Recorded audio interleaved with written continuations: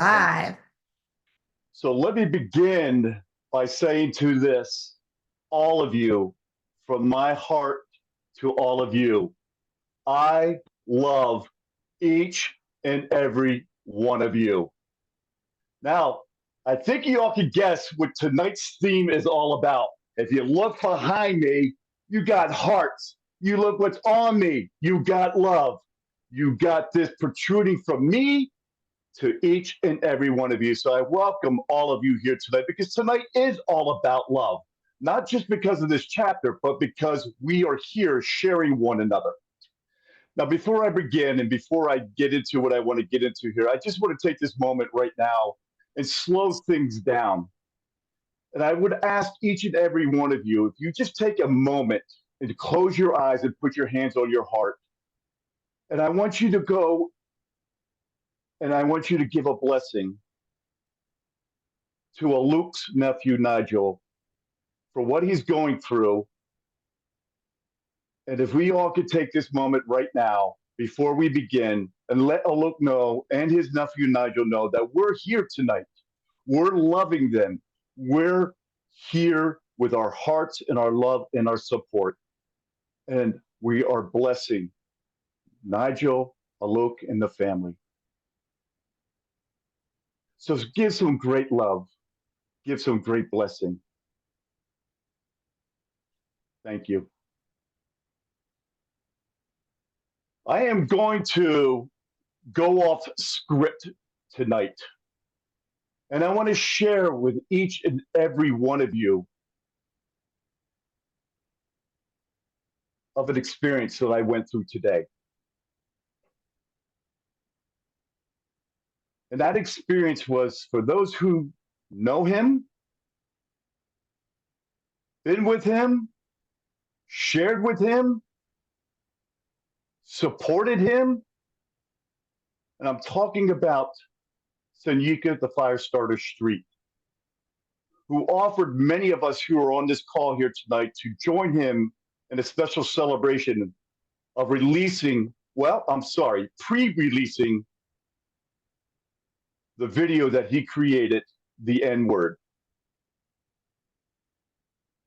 And it couldn't be more appropriate that he showed up today to share his love in the creation that he created with every single one of us that were on that call today, going into tonight's theme about love. He started a journey, just a little over 2.5 months ago. And right now it's blowing up worldwide. And I want to share with all of you what I've experienced and what I'm going to share with you about the experience about tonight. And I'll slow it down and I'll say this. None of this would have ever happened unless this ultimate coach was never created. Hear what I'm saying. Because of one person who had to experience Mr. Steve Hardison, felt that he needed to get his work out to the world. And I'm talking about Alan D. Thompson. He did so much research that he needed to get it out to the world of who he experienced. And then stepped in the incredible Amy Hardison to write a book about the ultimate coach. We would not be here at all. Senyika would have not have done what he had done at all if those two never created what they created. And I'm going to add another person onto that. And that person is who we all got to experience over the last couple of years through reading his book or reading the book about him. And that's Mr. Ultimate Coach himself, Mr. Steve Hardison. So take that all in, feel that, feel the love, and let's give them the honor that they deserve, because without them, none of us would be here tonight sharing the love that we're about to share with one another. It was created by a thought, and then a word, and then action. Feel the love in that. Feel what it has created for all of you. And I thank each and every one of you here for being here tonight to experience what is about to happen with each and every one of us here tonight. What is about to happen. And that is being who you truly are. I love each and every one of you. Now, tonight, we're going to be sharing together Chapter 8, Finding Amy. We're going to learn tonight how Steve and Amy met and how they grew into who they are today. So when you're here tonight, be present in this moment.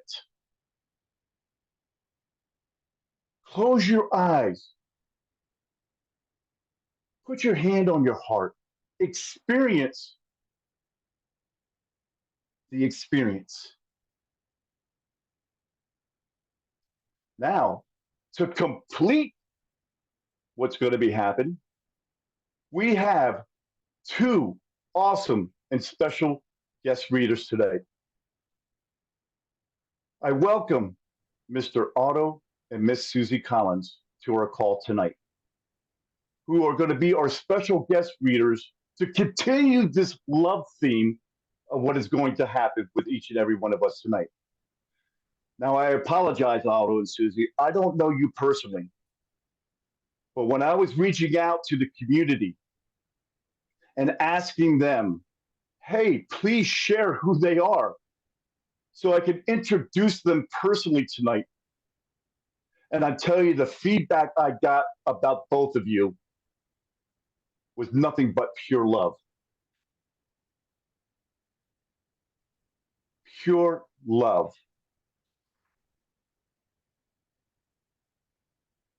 And they wrote a book together called Big Fat Love. And though I didn't read it yet, listening to what everybody's talking about it, oh, I'm definitely going to wind up reading it. And the little bit that I know about this book, it's not about loving your partner in your relationship, but it's just something that I practice every single day, and that's love your fellow man, no matter who they are. And this is what you both have written about. And I can't wait to dive into this book.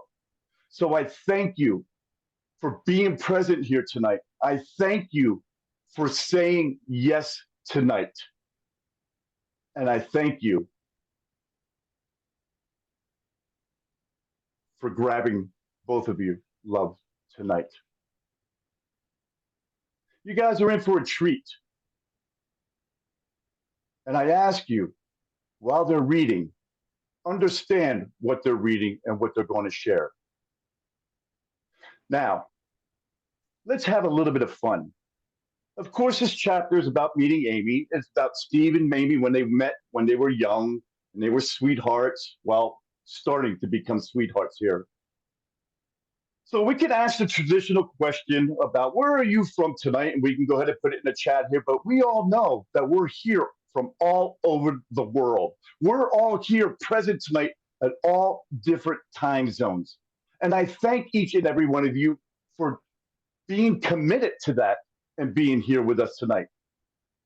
But I do want to have some fun. And since this theme tonight is about love and about meeting your sweetheart, take a moment now and write in the chat the answer to this question. How did you meet your special someone? Take a moment and go ahead and put it in the chat.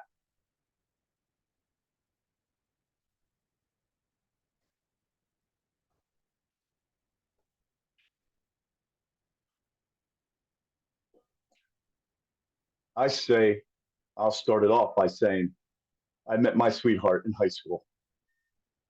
So, who I got behind me, beside me right now, is a lady I met and fell in love with in high school, my wife.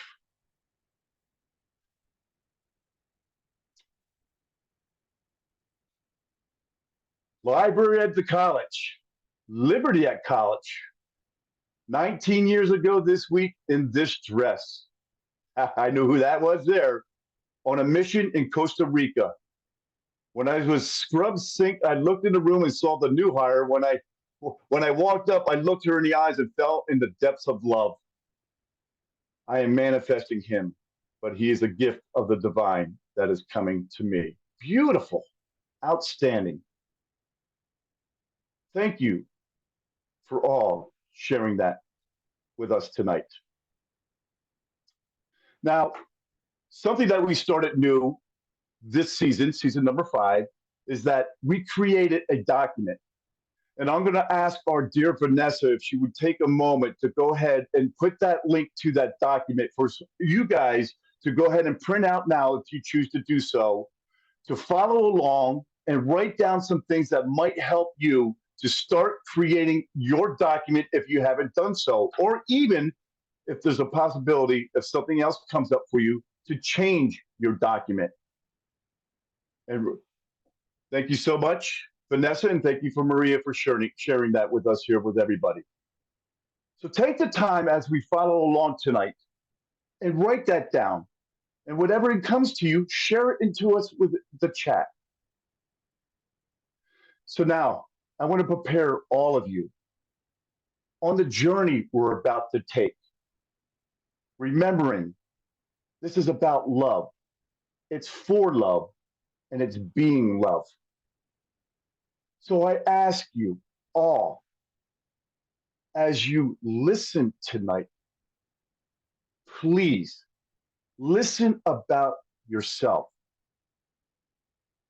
As you share tonight, please share about yourself. And as you read tonight, please read about yourself and really internalize that and really show up how this is being for you. Because that's what it's all about. It's about who you are and who you want to be and how you're going to share about yourself. I kindly ask as we do this, if you feel that you have to go ahead and acknowledge anybody, please take the time to find out who you want to acknowledge and reach out to them after this and connect with one another and go ahead and share in that fashion. So with that being said, let's get into this love. Let's get into this feeling. Let's get into the journey together and really, really understand why we are here tonight, sharing with one another. And with that, I turn it over to my beautiful co-host, Miss Elizabeth. Hello, hello, hello. Oh my gosh, I am so excited. Love and Amy, how did those two words not go together? I mean, absolutely 100%. Oh my goodness. So tonight, Otto and Susie, thank you so much for being here with us and saying yes to reading the chapter on meeting Amy.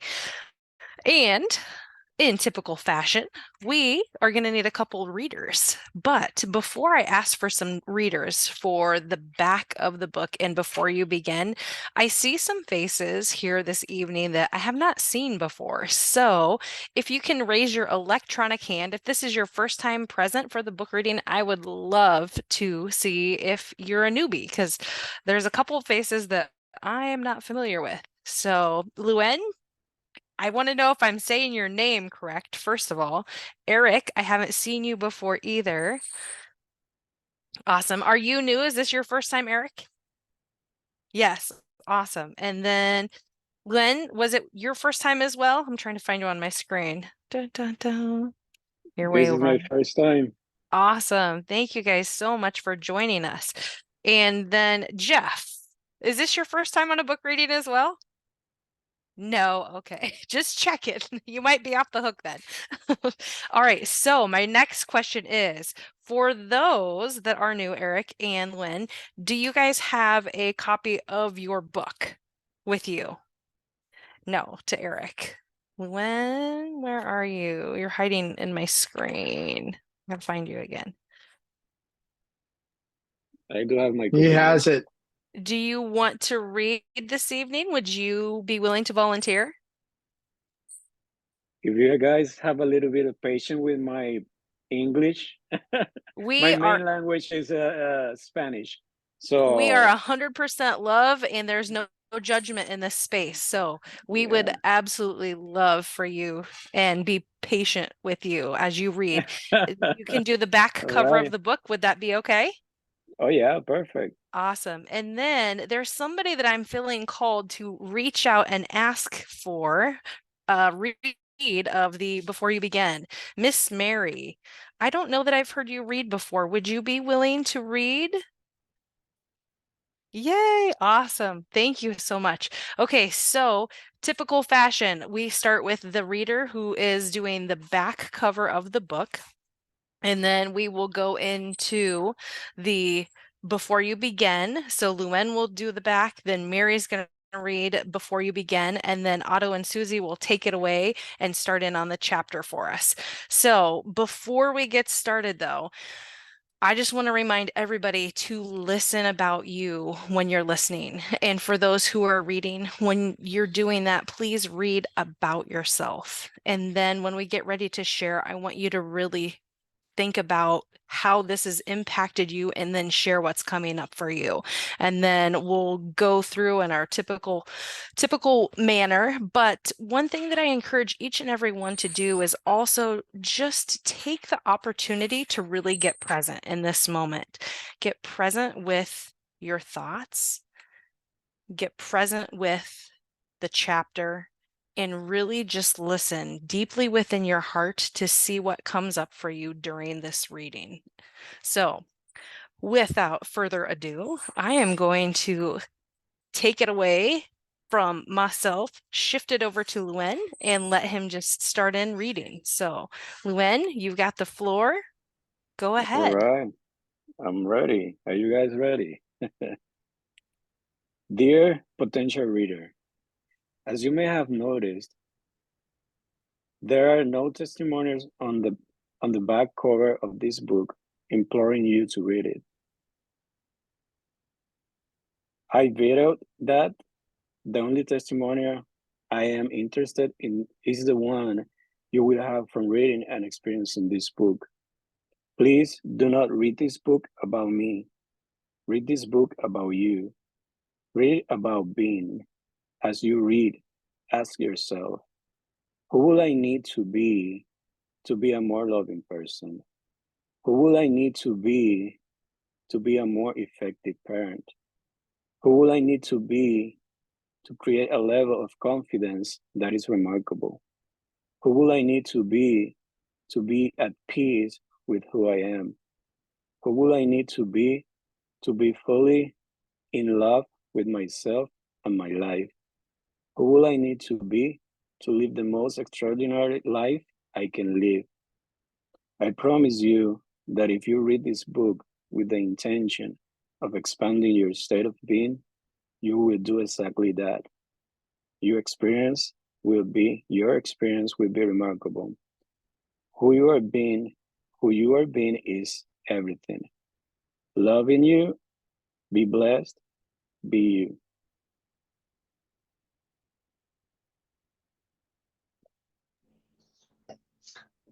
Before You Begin, Steve Hardison. I never wanted to write a book, and I haven't. I never wanted to have a book written about me, but here it is.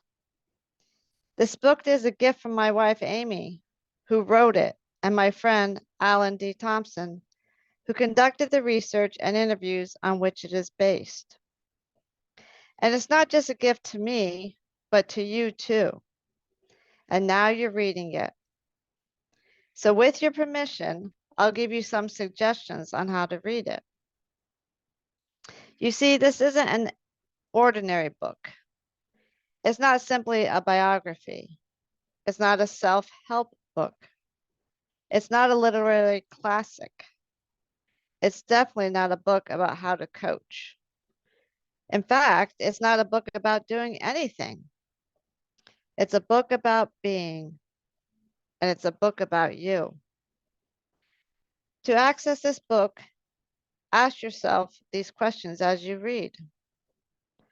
Who am I being as a partner, parent, or friend? Who am I being as a leader? Who am I being as a member of my community? Who would I need to be to have miracles show up in my daily life? Who would I need to be to create value in the work I do? Who would I need to be to generate a life of abundance? Who would I need to be to alter my relationship with fear? Who would I need to be at peace with my past? Who would I need to be to step powerfully into my future? Who would I need to be present as a way of being? Who would I need to be to live the most extraordinary life I can live? Who would I need to be to know that my life makes a difference? Who would I need to be fully in love with myself and my life?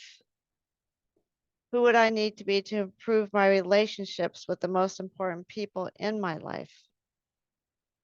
Who would I need to be to read The Ultimate Coach and have a personal breakthrough in being wonderful me? This best part about this book about you, is that it is endless. The story goes on and it's written by your being. Loving you, be blessed, be you, Steve Hardison.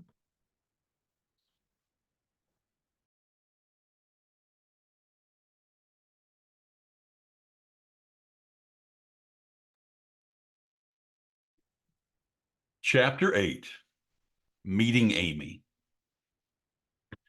Steve knew nothing about Arizona except that it had cacti and Indians, and it was where his mom now lived. She had moved there while Steve was in England. She had found a higher paying job in Phoenix. Plus, Steve's mission had spurred Maureen to return to her faith. It would be easier to live a new life in a new place, spiritually and financially. Arizona was a good move for her. It also left Steve homeless, since he had no intention of living anywhere but Utah, where he had friends, contacts, and opportunities. Still, Steve wanted to see his mom, and so he made the 13-hour drive to the Valley of Perpetual Sunshine. He never intended to stay long. In the Church of Jesus Christ of Latter-day Saints, the myriad responsibilities called callings, from major leadership roles to teaching 3-year-olds in Sunday school, are filled by members of the congregation. All serve without pay. No one requests a calling. All callings are rotated every few years. At the time Steve returned from his mission, Maureen served in a calling that enabled her to work closely with the stake president, a local leader who presides over approximately 8 local congregations. Steve's mother was an impressive woman and a capable leader. When she hinted to the stake president that Steve would be a valuable asset in a class that prepared and trained future missionaries, the stake president jumped at the opportunity. Shortly after he met Steve, he asked him to help with the class. Steve agreed and extended his visit. The class was led by Gordon Jennings. Steve and another young man named David Bedford were called to help and support Gordon.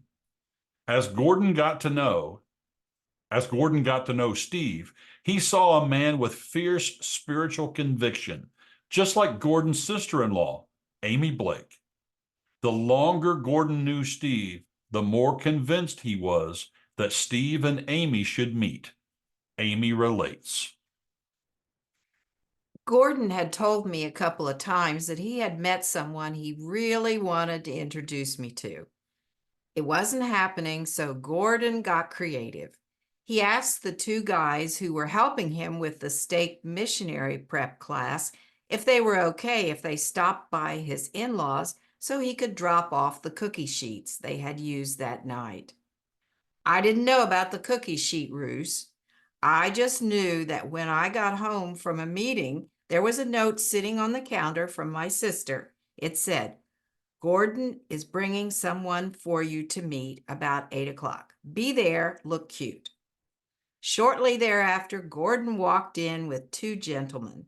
One was the most handsome man I had ever seen. He was movie star good looking. The other was Steve Hardison. But Steve was dazzling. He had charm, charisma, and confidence. He definitely had confidence. It wasn't love at first sight for either of us, but it was interest at first sight, at least for me. Gordon said Steve would call me. He didn't call. Not the next day, not the next week. About the time I wrote him off, the phone rang. We had a fun conversation and we set up a date on my mom's birthday, February 10, 1977. Steve came over and we made donuts. 4 days later, I got a Valentine from him. On it, he wrote, February 14, 1977. Amy, I hope you had a lovely Valentine's Day. Thank you so much for the most enjoyable evening. Needless to say, your fantastic donuts didn't last long. Perhaps Gordon, Melinda, you and I could get together for an after Valentine's Day tennis match. By the way, I'm impressed with your many talents. I'm looking forward to hearing you play the piano. RSVP, Stephen F. Hardison. 20 years later, Steve told me he had passed out a dozen Valentine's Day cards that day. He ended up with one extra and decided to drop it by my house. It's a good thing I didn't know at the time that I was an afterthought. I brainstormed for a fun way to respond to this tennis invitation and decided to write my RSVP on a tennis ball and send it to Steve in the mail. Steve liked the creativity. By date 2, magic was starting to happen. It didn't take long until we both determined we had found the person we wanted to spend the rest of our lives with. There was only one complication. I was 17 and still in high school. Meeting the man of my dreams at 17 had definitely not been in my life plan. But what do you do when you meet someone so amazing, loving, talented, fun, creative, charming, powerful, full of dreams and potential, and simply too good to let go? Couples have their stories, the ones they laugh about over the years, the ones their kids ask them to tell over and over, the ones that brand their life with their unique imprint. The cookie sheet encounter and the Valentine's card are two of Amy and Steve's. Another is the peanut butter, honey, and banana sandwich date. Amy writes, Helen Keller said it. Steve lives it. I am swept away in its current. Life is either a daring adventure or nothing. I should have known. There were signs from the very first. We hadn't been dating long. We were nearly engaged. It was a beautiful spring day and Steve had planned our date. He said he would handle lunch, but when he showed up, he was traveling light. Oh, well, I can always eat later. We jumped on our bikes and pedaled away. We ended up at a playground at a grade school. The merry-go-rounds I had loved as a kid were not to be found, but there were swings and monkey bars. I had to wad my legs up grasshoppers-like to sit in the swing. We were substantially out of scale, but we still got lift. Our setting prompted stories of our childhood. Have you ever had a peanut butter, honey, and banana sandwich? Steve asked. No. Do they put all those on one sandwich? They're delicious, Steve assured me. No comment. After swinging and talking, Steve said he was hungry. I raised an eyebrow. I have an idea, Steve said. I'll go ask someone if they will make us lunch, maybe even peanut butter, honey, and banana sandwiches. Would he really do that? I wondered. I hope he wouldn't really do that. Oh no. Steve was knocking on the door of a house across the street from the park. A middle-aged woman opened the door. Steve made his request and she stared at him and then said, "Are you serious?" Steve assured her he was. She started to shut the door and then in mid-motion changed her mind. "Are you really serious?" she asked once more. Now's the time, I thought. Here is where you say you were just kidding. Here, right now. Oh, crap. In about 10 minutes, she reappeared with a paper sack. I peeked in. There were 2 sandwiches. It looked like some peanut butter and the edges of a banana were poking out from between the bread, and something else. Was it a salad and drinks? This is weird. Now, all we need is a blanket, said Steve. This was too much, too over the top. Steve dragged me to the next house. A gruff-looking man opened the door. "Sir, do you have a blanket we could use for a picnic?" He grunted, handed us a blanket that was sitting by the door, and turned away. Steve had a nice lunch. I had too much to digest. Why would strangers do that? How do we sufficiently thank them? Does Steve always do stuff like this? Low-grade bewilderment escalated to full-blown anxiety when Steve picked up the blanket and our detritus and started riding in the opposite direction from the man's house. "Where are you going? We have to take the blanket back," I said. Steve kept pedaling. "Steve, we need to take the blanket back." He kept pedaling. "I'm not joking. We have to take the blanket back to its owner. Really?" Finally, Steve turned his bike around. I am. It all came together. He was taking the blanket back to its owner. He was the owner. This was no casual ride to the park. It was carefully planned and well executed. It was Steve's riff on a basic date. I should have known Steve would never be conventional. I could count on fun. I could count on unique. I could count on Steve talking to strangers and dragging me out of my comfort zone. This will be an adventure. Before meeting Amy, Steve had dated women who were in college and college graduates who had already launched their careers. He saw in 17-year-old Amy a depth that was unique. He loved how her eyes sparkled, especially when she smiled. She filled a need he didn't know he had.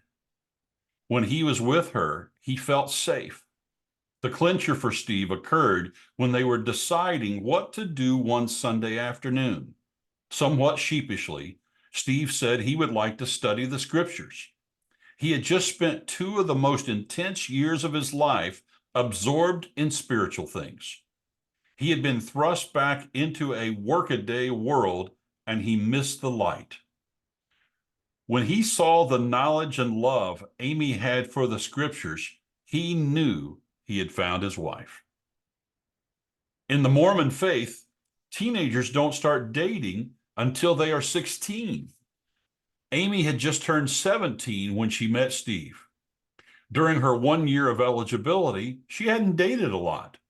She was an old soul and, in some ways, had matured out of high school before she ever got there. Add a move from Phoenix to Mesa during her junior high years that was socially traumatic and a profound spiritual awakening at 14, and it is clear why Amy always felt a little out of step with other teenagers. When she met Steve, she met someone who was 4 years older, who had experienced a soul expanding mission, who loved the gospel of Jesus Christ with passion and commitment, and who adored her in a way she had never experienced. Clearly, their primary connection was spiritual, but underneath that, some deep emotional needs were exerting a magnetic pull, strong enough for Steve and Amy to know they belonged together, strong enough to make them think they were alike. Their first meeting, was on January 23rd, 1977. Their first date was February 10, 1977. On April 20th, 1977, Steve asked Amy to marry him.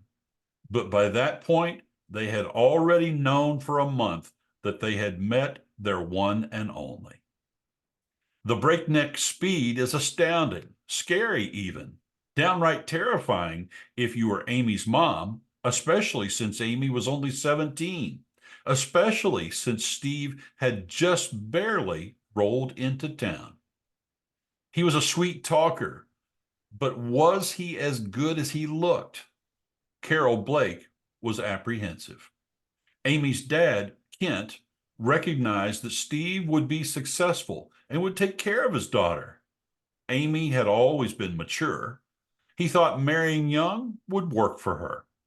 The only comment Kent ever made that was slightly negative was that Steve had the most unusual hairstyle he had ever seen.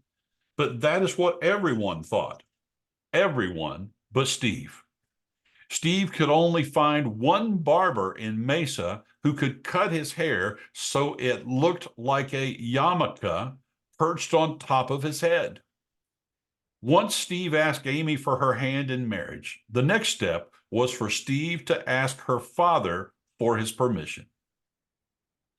Steve told Kent that he didn't know how to be a husband or a father. He had no role model in his home. He had seen more divorces than successful marriages in his family. Kent, a successful attorney, was not ignorant of the risk. However, he saw Steve's heart and his potential. He gave his nod of approval. The next day, Steve drove away. He felt the weight and responsibility of finding a place to live and a way to support his soon-to-be bride. Utah, where he had contacts and opportunities, was definitely the place to do it. He enrolled in Weber State University in Ogden, Utah, found work at Hill Air Force Base, and got licensed to sell real estate. In June, he met up with Amy and her family at Lake Powell, Arizona. As they sat under the evening stars, he slipped a ring on Amy's finger. They were officially engaged. Throughout that summer, Steve and Amy dated long distance. Once or twice they saw each other. Sometimes they called each other, but long distance phone calls were expensive. Mostly they wrote letters, real postal mail that took 3 or 4 days to travel between Arizona and Utah. They wrote nearly every day. At the end of August, Amy moved to Provo, Utah to attend Brigham Young University, something that had been arranged before she had met Steve. Now they were only 72 miles apart. Steve drove from Clearfield to Provo to see her every weekend until they got married. On one Saturday in December, Steve drove from Clearfield to Provo to pick up Amy and take her back to Clearfield, then returned her to Provo and drove back to Clearfield, all in a blizzard. It was important. It was her birthday. And for months, he had been planning an astounding surprise. In the summer, on one of the occasions when Amy had traveled to Utah to visit Steve, they sat in a park and Steve pulled out his handouts from a marriage preparation class he had taken. One paper had a list of 100 different items. Each prospective marriage partner was to mark each item as a want or a need. Given the vast differences in Amy and Steve's backgrounds, this exercise had the potential for acute divergence. Surprisingly, they mostly agreed until they got to piano. Immediately, Amy said it was a need. At the same time, Steve said it was a want. Amy felt that it was essential for a family to be raised learning to play musical instruments. Steve thought that owning a piano was a luxury. No big deal. Next. When Steve picked up Amy at Provo in December and took her to Clearfield, he opened the door to their little house. She walked into the living room. There was no furniture, but there was a piano. It had taken almost all the money Steve had set aside.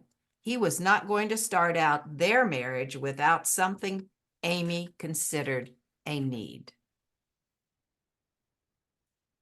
The house with the piano became affectionately known as the Little Pink House due to the color of the siding. Steve's grandma had inherited a 700 square foot house from her sister, Lavina.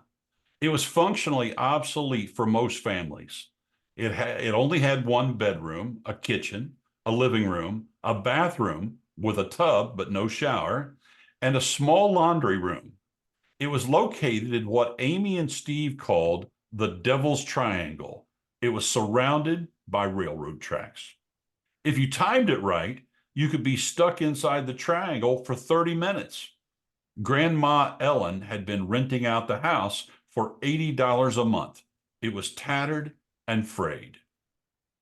In the summer of '77, Steve was visiting Grandma Ellen when she complained that her renter had missed several months' payments. He was a snarly, unpleasant sort of fellow. She might just sell the house. When Steve asked her how much she was thinking of selling it for, she said $8,000. Steve's mind was clicking. Grandma, I would love to buy your house and I will pay you $10,000, $2,000 more than you are asking. I will pay you $100 a month, 20 more than you're getting for it now, if I can buy it without interest. Grandma was happy to be out from under the house, free from the snarky renter, and to have a little more money in her pocket. Steve was happy to have a home for his bride. He carpeted it, painted the interior walls, poured a rather thick patio, his first and only foray into cement work, and generally spiffed it up. 17 months after he and Amy moved into it, they sold the Little Pink House for $32,777. Their profit margin was over 200%. Steve and Amy had chosen December 20th for their wedding date. Amy and Steve would leave immediately after Amy's last final on December 18 to drive to Arizona. They would arrive the night before the wedding, but there was a snag. At that time in Arizona, you had to have a wedding license at least 48 hours before a wedding. The solution was to get their wedding license when they went to Arizona for Thanksgiving. When Steve and Amy went to the county superior court's office the day after Thanksgiving, the employee took one look at Amy's birth certificate and said, I can't give you a marriage license unless a parent signs for her. She is only 17.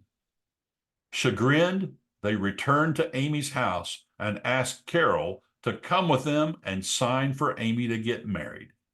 It's a good thing Carol had warmed up to Steve and the idea of her daughter getting married so young. 2 weeks later, Amy turned 18. 2 weeks after that, Steve and Amy got married.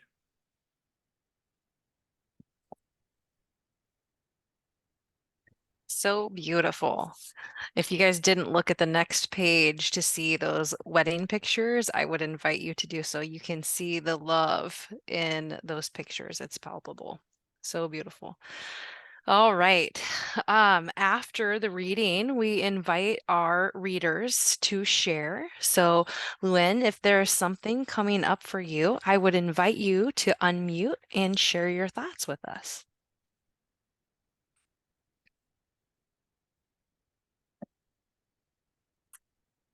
Can you hear me, guys? Yep, we can hear you now.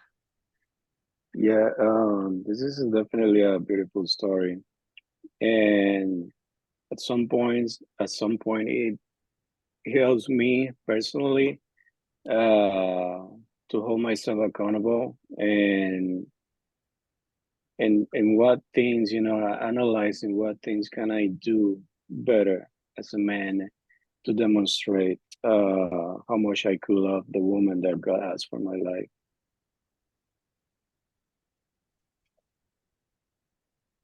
That's beautiful. That is absolutely beautiful. You feel like that divine guidance is going to help you create that relationship. I pray for it. I rely on God.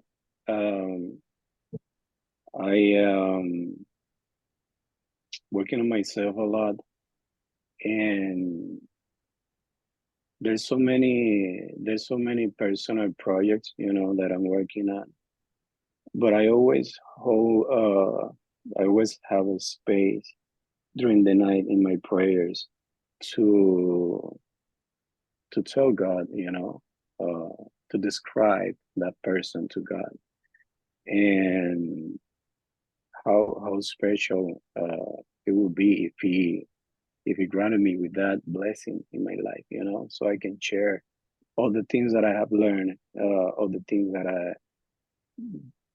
that have helped me grow in a better person, the person that I am now, with somebody else,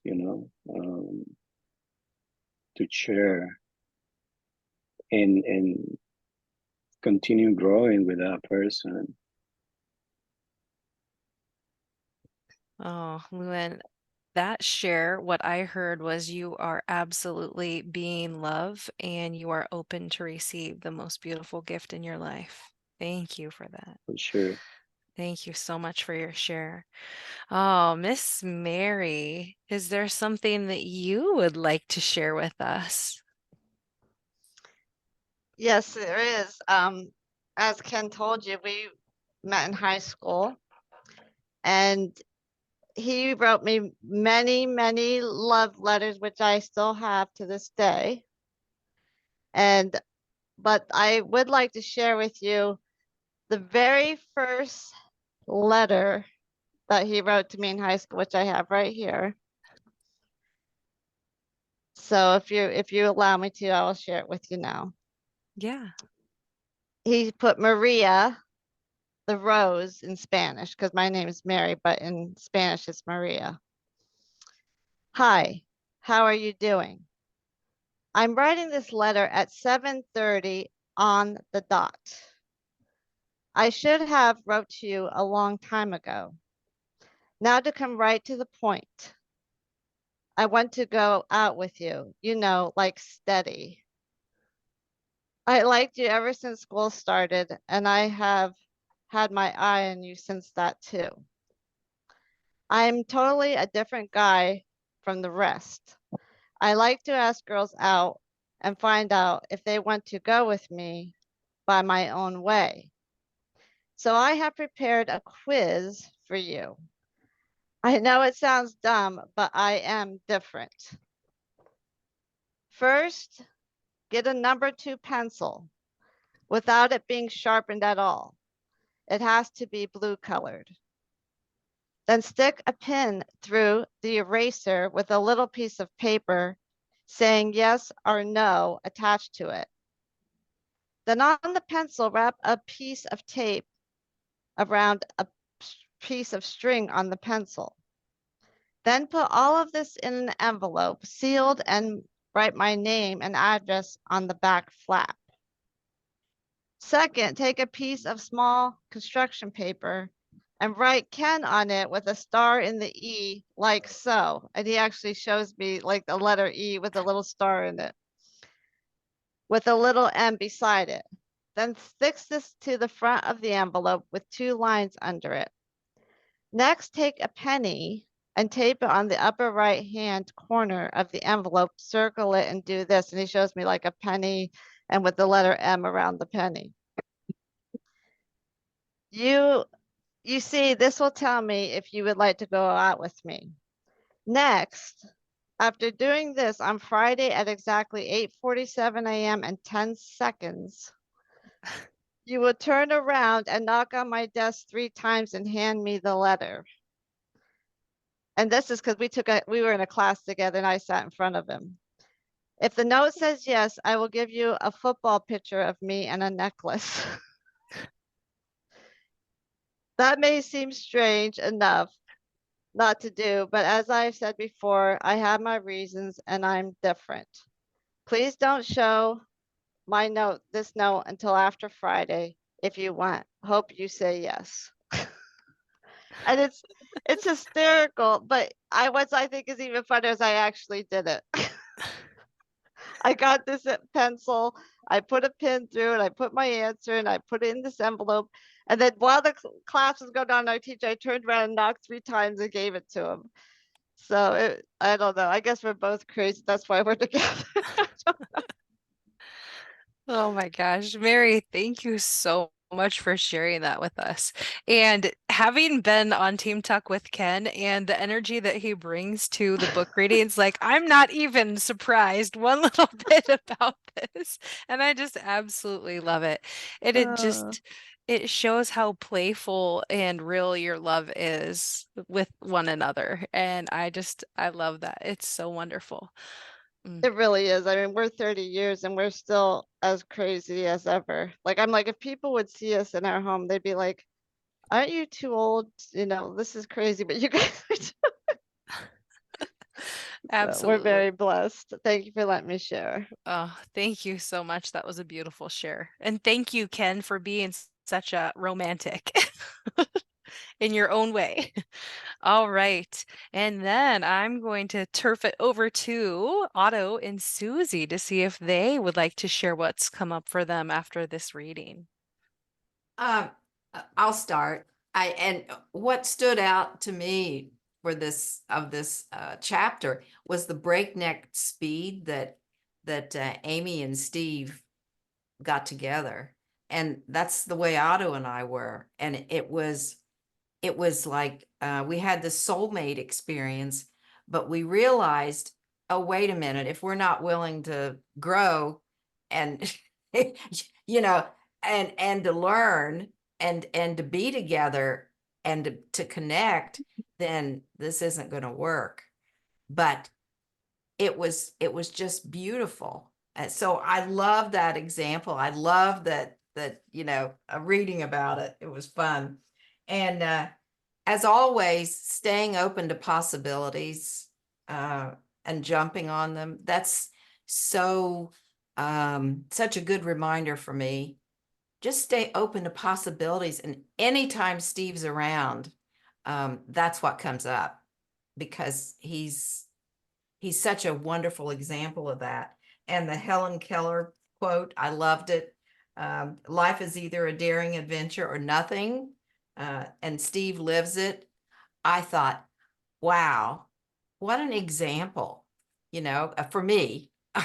I'm just talking about me here because, I like order and I like things, planned and all this and that, but he is way out there in so many ways. In this chapter, it was just priceless. So I really enjoyed reading, and thank you for asking us. Oh, thank you so much. Appreciate that. And then Otto, what came up for you? Well, those of you who know me personally may have heard me tell a story about a man that I had a conversation with many years ago at a kind of a spiritual picnic. And he said something about a conversation he had had with an older gentleman. And the older gentleman had just said to him, just moments before, these words: when you get to the end of your life and you look back, everything is going to make perfect sense. And when I think about this story, that's what I see in that. Is a lot of this didn't even make good sense, but it's perfect. It's totally perfect. And some of the things I loved in the chapter that we read and in this story about their meeting, it really touched me how Steve was so honest with Amy's father, Kent.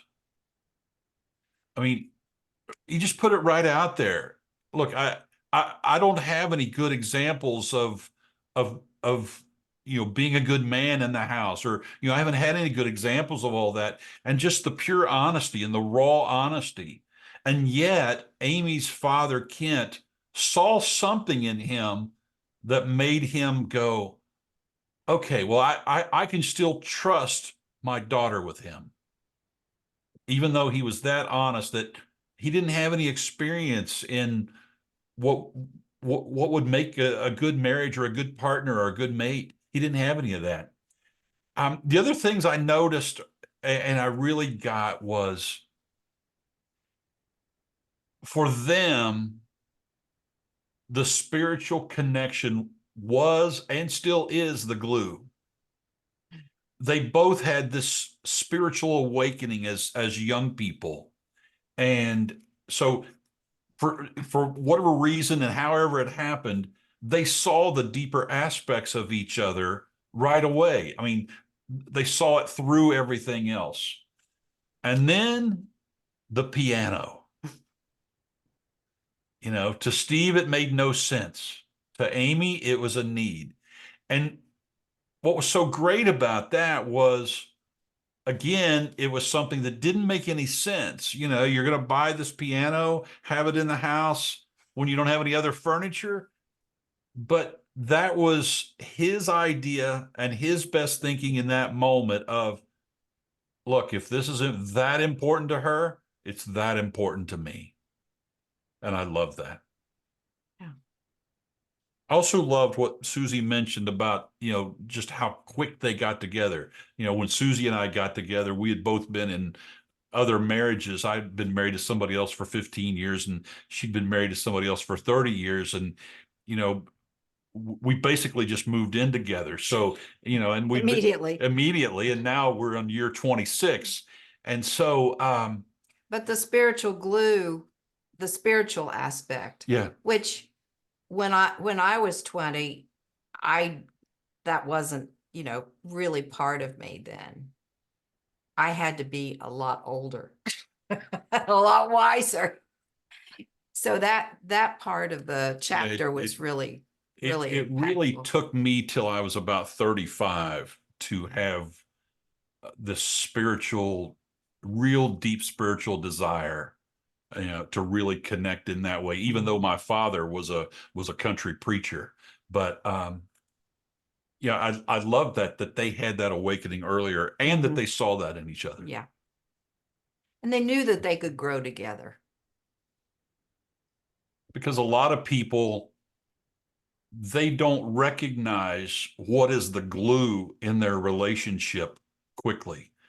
They may have passion, they may have connection, they may have spark, but they don't recognize and they don't see what is the glue that's really the thing that is going to stand the test of time. But Amy and Steve somehow saw that immediately. So thank you for asking us to be readers. We have totally loved it, and it's our gift and our honor to be here. Thank you for asking. Thank you so much. You guys did a beautiful job reading. Everybody did spectacular. Thank you. And your shares were absolutely amazing. And it just really goes to show how, when true love really happens, like, and Steve and Amy, they knew, and that deep connection, that spiritual connection that they have, I feel it so many ways in my relationship. I've never really had that with a significant other. So I feel like that's something that I've been searching, like, as I create and manifest, moving forward.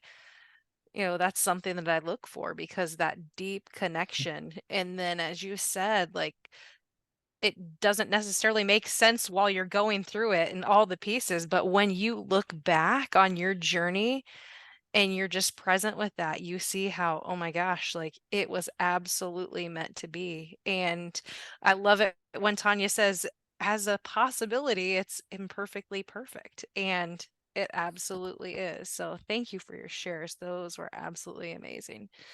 And the love that you too share and how it also just sparked so quickly. So thank you for sharing your story with us. All right, I see hands popping up. So on my screen, I'm going to make this a little bit bigger, and it looks like Tom is the first one who's got his hand up. So I just want to invite everybody to continue to share about yourself, what's coming up for you. Are there any patterns or limiting beliefs or anything coming up that you're recognizing as you're coming into this? What really resonated for you? Is there something, that's hitting your document or inspiring you to change something within your document? So I invite you to go ahead and share, Tom, what's coming up for you. Thank you, Liz. Thank you, Ken. Thank you, Tanya. Thank you, Luann. Thank you, Mary. Thank you, Susie and Otto. Beautiful. Everyone, beautiful. I love these things. Otto, I think you said, or Otto or Susie said, when you know, you know. And I had no idea what I was going to share. And then when I knew, I knew. And Otto, it was when you were sharing that it took you till 35 to get that kind of spiritual peace. And it's funny, if I had read this chapter even 5 years ago, I would have read it from a place of, oh, well, it's all right for him. I never got that. Like, oh yeah, la-di-da, whoop-de-doo. He met his sweetheart when he was 20, 21 or however old he was. And I would have read it from this place of like, this like victim place of like, oh, poor me.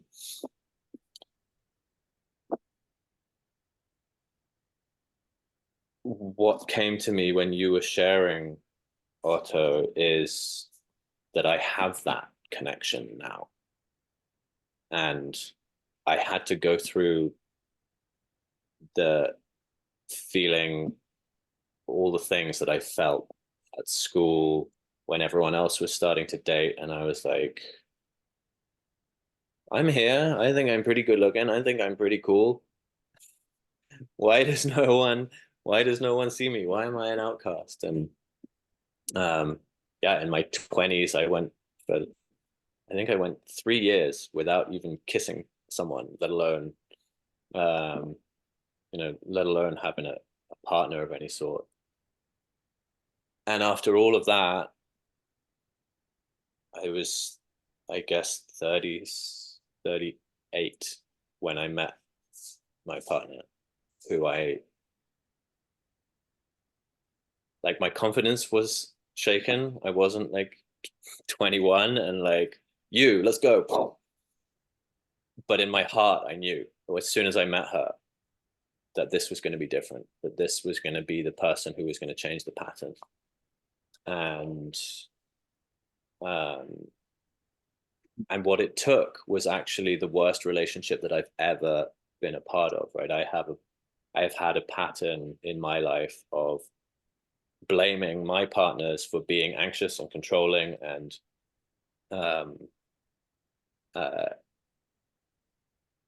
nothing about me, all about them.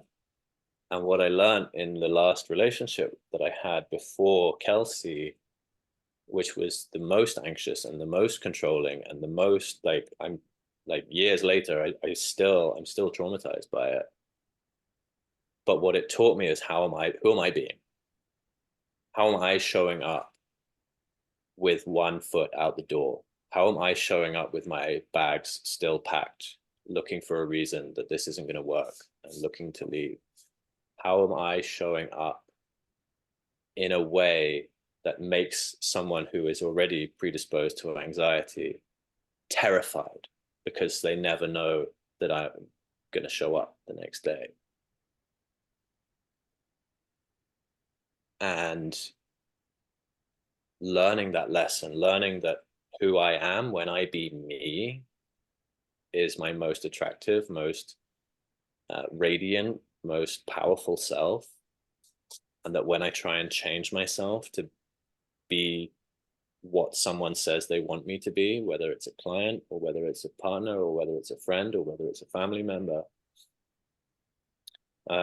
there's someone, a coach that I know who calls herself a recovering people pleaser, and that's me to a T. And that past relationship, that horrible relationship that I still, you know, still have trauma around, taught me that, after years of knowing about it, taught me that people pleasing doesn't please anyone. And yeah, now I have that person that I feel safe. It says in the chapter somewhere that, I can't remember if it was Steve or Amy, felt safe when, I think it was Steve, felt safe when he was with Amy, and that's what I feel in my relationship. So I guess what I'm sharing is, even if you're 40 and you haven't found it, even if you're 50 and you haven't found it, it's there somewhere. It's coming. I Thank you love for letting that, me share. Tom. I love that. Congratulations.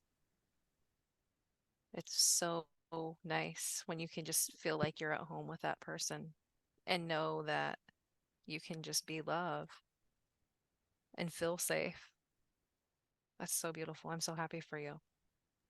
Oh, love it. One more thing, just Yeah. sorry, one more thing that just occurs. For anyone who was on the call with Sanyika this morning, the thing that struck me the most about that was he was saying about how he got to go to, he went back to the Grand Canyon to have this experience with Steve, that then recorded the video. And his wife said to him, "If it's about me and the kids, I got you." He said, "That's how I would sum up my relationship with my wife. I got you." And that really hit me, because that's where I'm at. That's awesome. Awesome. I love your share. And, you know, it's one of those things where it just resonates with me, like love is out there. And when we're present with ourselves and we learn to love ourselves, then we can really add to that.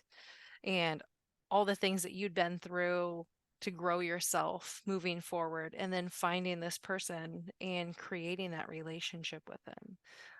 I think that's amazing. Yeah. All right. Miss Andrea, I see your hand up. Would you like to share? I sure would. Thank you. Thank you.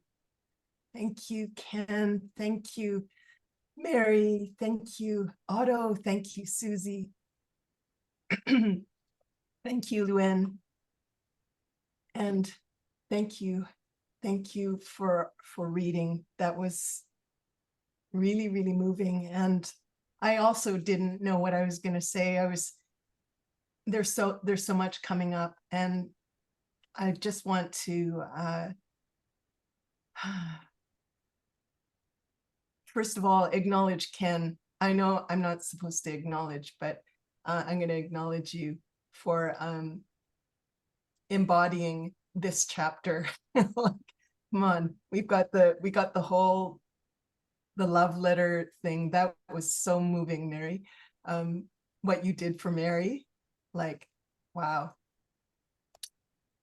So yeah, Tom, what you said about I got you. Sanyika, by the way, said his wife said, I've got you. And that is the relationship I have with Martin, my husband. He lets me be me. And even though we're super, super different and actually 10 years apart, we met in an elevator on an adventure safari seminar. Like we had this amazing connection, and we just knew,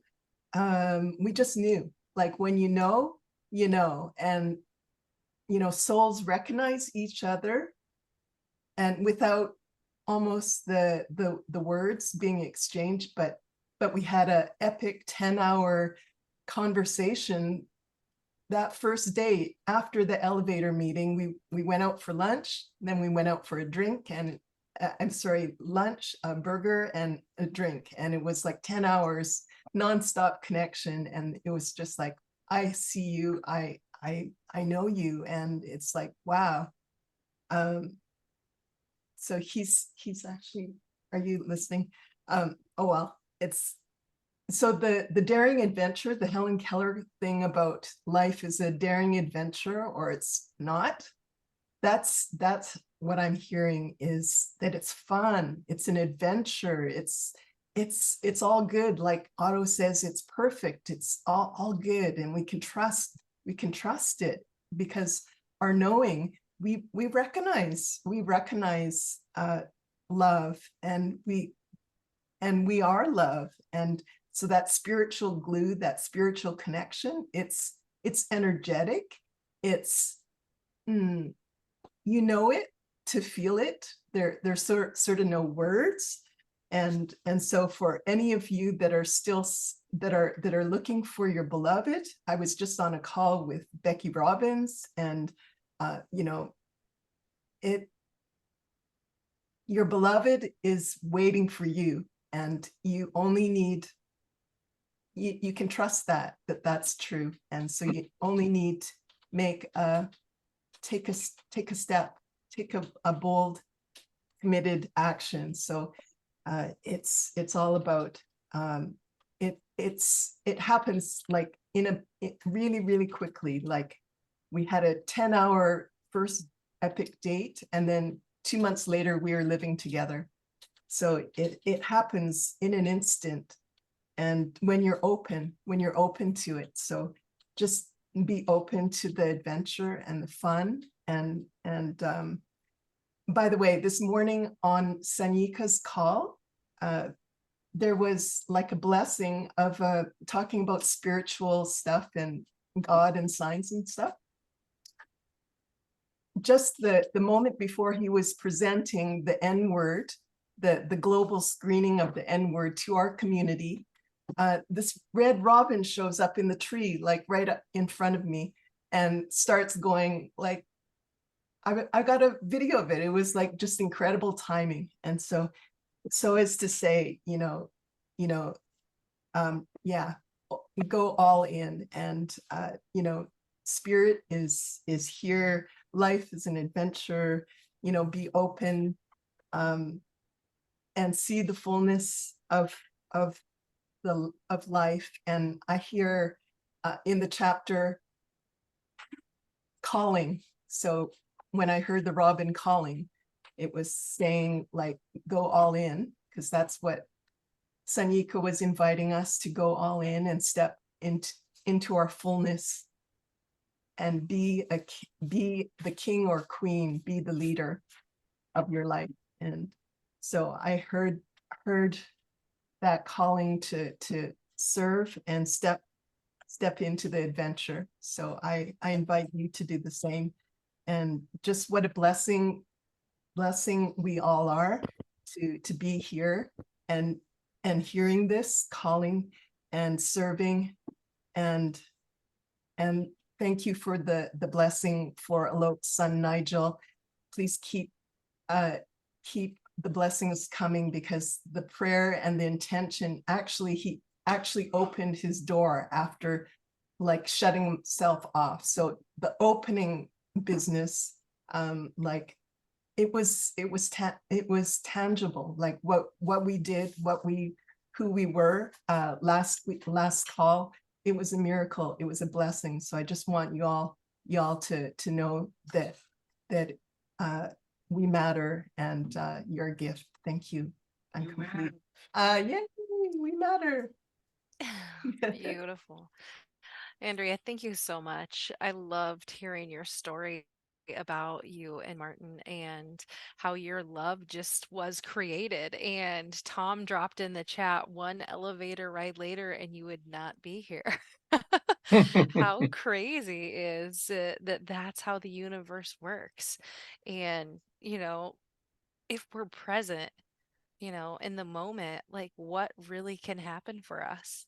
You know, sometimes we're so busy and we get so wrapped up in things that we just absolutely, we just miss our opportunity, or we don't see it perhaps.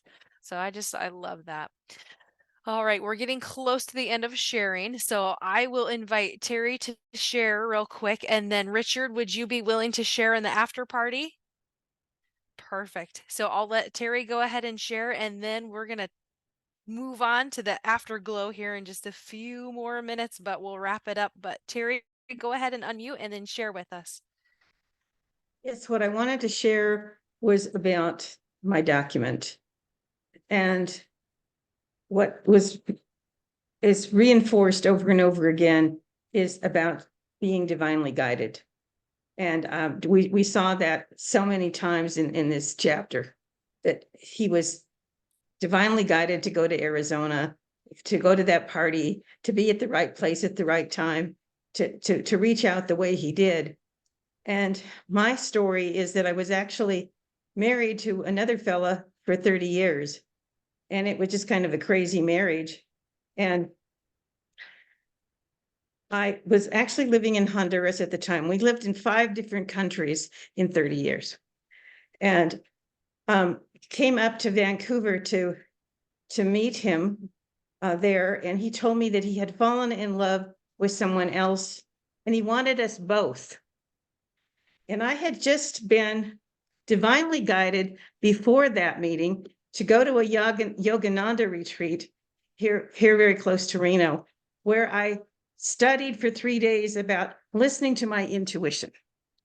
So when I got up to Vancouver and he told me this story, it's like, okay, somehow I'm going to handle this. I don't know how, but I wrote because I was now listening to my intuition. And what came through was, no, Terry, no, you're going to let go. And sorry, it took a 2x4, but you weren't listening. And so I separated from my first husband. And within a year and a half, I was on an internet dating site back in 1999 when nobody was doing that kind of thing. And I started counting the number of people that I dated. And Robert was actually number 19. And I was, again, still journaling in January of 1999. And I wrote, how am I going to know when I find my soulmate? And what I wrote was, you were going to see a double rainbow in the sky. And I wrote back, does that mean I'm never going to find anybody? Because I've never seen a double rainbow in my life. So that was in January. So then I got on, and what was happening with Robert was that he was dating someone else and preparing to get married, and got married to a gal that he had been going with for 3 years on Valentine's Day in 1999. Within 1 month, she decided she didn't want to be with him. She had a tendency to take back a car that she bought or whatever. And Robert being Robert, and being a race car driver, etc., you crash on the track, you get right back on. So when that happened, he got back online, not back online, he'd never been online before, and I found him. So we wrote back and forth for a few months. And in May, he came over to Reno from California, mind you. This was a long distance internet dating proposition. And he came over to finally to meet me. And he had jokingly asked me if I'd like to come up with him, where he was going to coach a race car driver up in Portland. Not knowing he was kidding, I said yes. And so our first date was a week long, got up to Oregon, went out to dinner that first night, and there was a double rainbow in the sky when we came out from back to dinner. And that's my story. And so Robert was with me for 23 years. He was absolutely the love of my life. It's now been 15 months since he is in heaven, but I am continuing to get journaling, and I'm journaling from him. Actually, shortly after he did pass away, he wrote to me in my journaling, like I was journaling before, that I will find another love. It will be a different type of relationship, but I will cherish them. And so I am knowing that, and it's just not concerned about the how or the when. I wasn't concerned about the how or the when before, and I'm just being divinely guided. So I just wanted to share that. Thank you for sharing that with us, Terry. That's so beautiful. And, the signs, how beautiful that God gave you that double rainbow right then, and you knew. That's so amazing. Love in the fast lane with those race car drivers just swept you right off your feet. All right. Well, prayers as this new magical someone is divinely guided into your life. All right. I love it. Thank you so much, everybody, for your magical shares. All right. And my friend Richard's going to share with us an afterglow, but I'm going to pass it over to Miss Maria so she can wrap up our call. All right, Maria, let's go. Just share the love. Yes, yes, yes. Hello, everyone. Thank you so much for being here tonight. It is so inspiring to hear your love stories. My past love stories are not going to be my future. And I got much inspiration from you all tonight to keep manifesting and believing. So thank you for that. Sometimes I get a little weary in the race, but not tonight. So thank you so much. Just as a personal share, I love this chapter for so many reasons. Of course, what everybody has said, I say yes to. I totally agree with what I've heard tonight. But I'm always inspired by Amy in this chapter because, when I think about Amy, she seems like, this very loving, wonderful girl. And when she meets Steve, it has to be so far out of her realm of what she's, had maybe imagined she would meet and marry. And, just that she trusted her instincts and that she said to herself, I'm going to follow this.